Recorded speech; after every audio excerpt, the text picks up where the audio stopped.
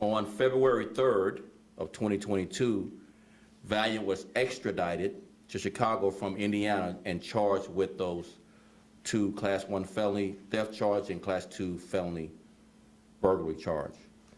I want to thank the state's attorney, the Cook County State's Attorney Kim Fox, and everyone in her office, all of her assistant state's attorneys, for working side by side with us to hold these offenders accountable for this crime.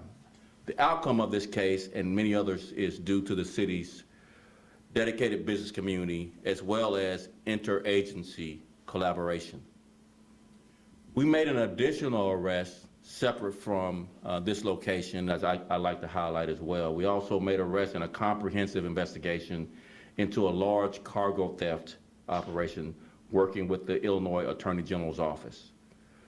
Our organized retail theft task force discovered several $1 million worth of merchandise stolen from multiple retail establishments. In January of 2022, we arrested a young adult in connection with a string of robberies at the North Face and Sephora stores between December 10th and December 21st, 2021, resulting in losses of over $10,000 in merchandise. That same week, charges were announced against a juvenile offender for 21 counts of burglary and theft, targeting, where the thefts targeted several Ulta beauty stores across Chicago. From the beginning, local merchants and major retailers have been key partners in our organized retail theft task force.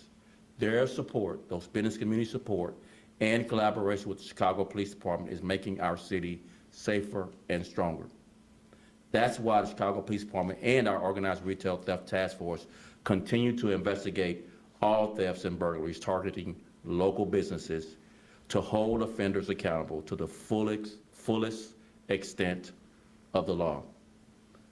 When we say it takes an all-out effort, this is what we're talking about when we say visibility, engagement, and collaboration for public safety. I also like to highlight separately a violent crime that occurred where we made charges. I want to take a moment to remember Bobby Johnson, who was tragically murdered this week, and acknowledge her family so that we can give this family our full support and prayers. Ms. Johnson was simply walking down the street one minute and an innocent victim. She was caught in senseless crossfire in the next moment. She was a mother and a grandmother, a friend and a confidant, and a woman of faith who will never be forgotten. Chicago Police Department sincerely hopes that the arrest and charging of the offender responsible, Victor Brown, who is charged with first-degree murder, brings some small measure of closure to her family during this unimaginable time. But the fact is, Mrs. Johnson should still be here. We have to get guns off our streets and keep them out of the hands of people who shouldn't have them. So I want to just highlight our tip line for rewards. That phone number is 833-408-0069. If you have any information leading to either gun trafficking, there's a reward up to $5,000 for charges and or convictions, and a reward up to $15,000 for charges or convictions for homicide. I want to repeat that. The tip line, and you can remain anonymous, is 833-408-0069 for a reward of up to $5,000 for tips on gun trafficking and up to $15,000 reward for tips that lead to charges and or convictions for homicides. Cases like these, like Ms. Johnson's, are always hard on the community, hard on the city, and hard on our police officers. But every case reminds us how dedicated Chicago police officers are, and our detectives as well, with our community, working tirelessly every day to shine a light on these offenders. Finally, earlier this week, a man was arrested on federal drug charges following a joint operation between the Chicago Police Department and the U.S. Drug Enforcement Administration, DEA. and the U.S. Postal Inspection Service. During this investigation, the 51-year-old Troy Clark's residence was searched after receiving a search warrant, leading to the discovery of distribution of quantities of fentanyl and equipment used to manufacture counterfeit pills. A federal drug charge for possession with intent to distribute was brought against Clark by the United States Attorney's Office for the Northern District of Illinois. All of these cases are just great examples of our collaboration and coordination with our federal agencies, with the community, and with our business partners across this city. Now let's turn it over for more detail on a couple of these cases to the Chief of Detectives, Brendan Denahan. Brendan.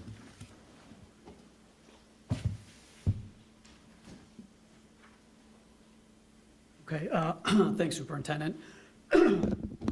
Excuse me.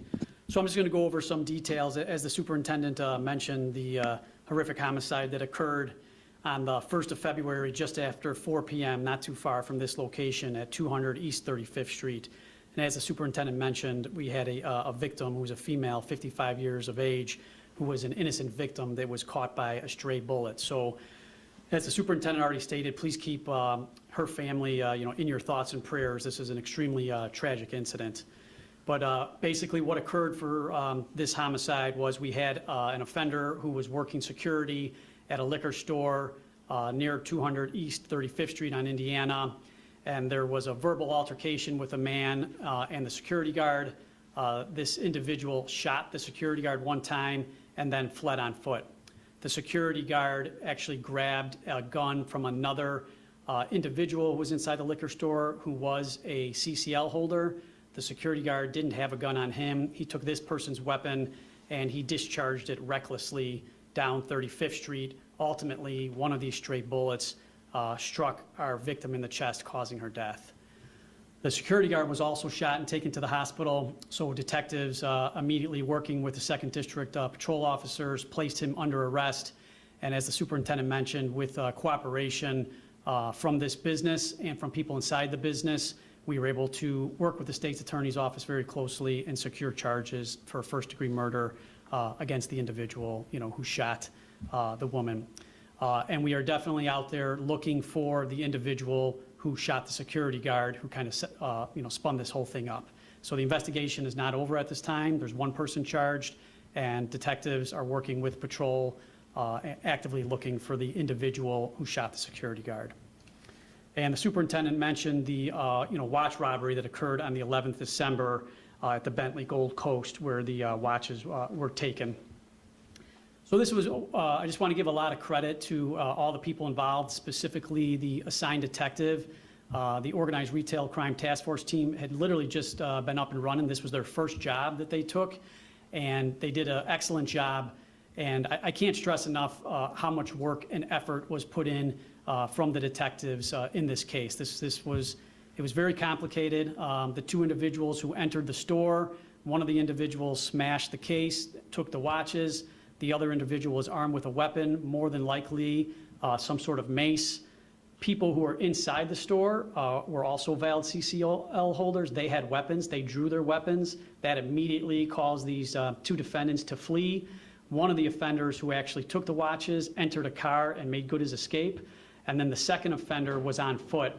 And basically detectives worked for a month tracking this individual on foot, traveling around the loop as he changed clothes and eventually crossed the bridge and was on the north side of the bridge. And eventually he ran into a citizen who through video now we saw, he asked the citizen if he could use his cell phone to make a phone call. Detectives then worked tirelessly to try to identify this anonymous citizen that he just bumped into on the street and used his phone. And once again, through the extensive use of technology, they were able to identify him, which led to a number that he called from this individual's phone, which then led us eventually all the way to Indiana, as the superintendent mentioned. And I would like to really give thanks to the Hammond Police Department. They were familiar with this subject, and that's how we got this offender identified. And then we eventually were able to, once again, work with the state's attorney's office. We got an arrest warrant approved, and this offender was arrested in Hammond by the Hammond Police Department, who, as I mentioned, was familiar with this individual already, and then he was extradited back to Chicago and charged. So I'm kind of keeping it at the top level, but I just can't explain that this stuff just doesn't happen. It's extremely tedious. The detectives did a great amount of work tracking this individual and then actually finding out which number he called and effecting an arrest in this. Obviously, we're still looking for the second offender at this time, and there's more work to do, but I want to thank everybody involved in this case. They did a remarkable job, arresting and charging this one offender. And then Supt, take questions? Before I take just a few questions, I just want to highlight, when these incidents occur, either whether it's a violent crime or a smash and grab, there's this sense of lawlessness, like nothing's being done and these people got away with their crimes.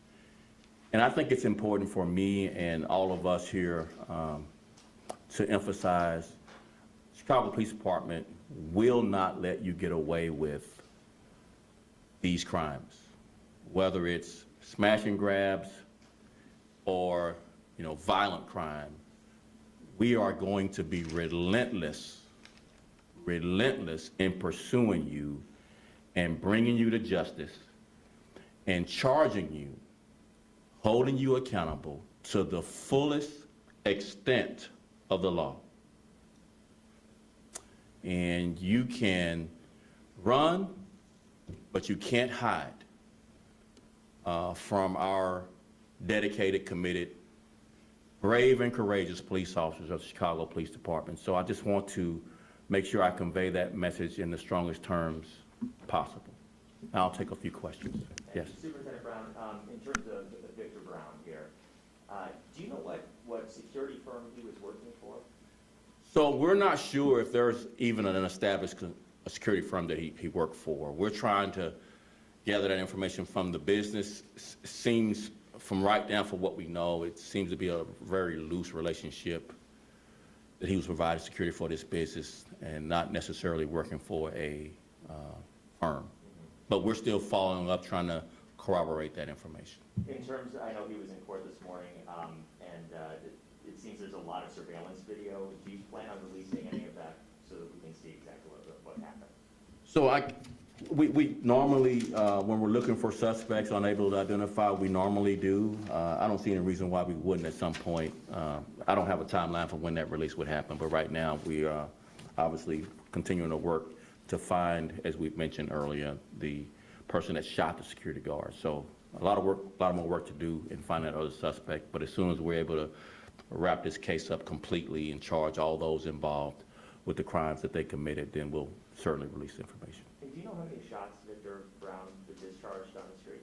It was several, very recklessly as recounted in the charging document, and obviously so reckless that he is being charged with first-degree murder. And finally, just anything that, I know you mentioned it right at the top, but anything you'd like to say to Mrs. Johnson's family? You're in our prayers. Ms. Johnson should be here, but for the reckless conduct of the person we charged, Mr. Brown, and we will continue to support this family in all ways that we can. Any other questions? Sorry, one last one. Sure. Is there anything that's going to be happening with the liquor store in terms of that relationship, that loose relationship with security that you guys are looking into? Yeah, we always take a look at everyone involved and hold them accountable. If the liquor store is found to be either not fully, participating with what they should do when they hire someone to protect their store. We don't fully yet understand this full relationship between the security guard and the liquor store. We have some concerns, and we'll pursue those concerns and see if there's any other violations that the liquor store will be held accountable for. Thank you all very much. I really appreciate it. Thanks. Thank you.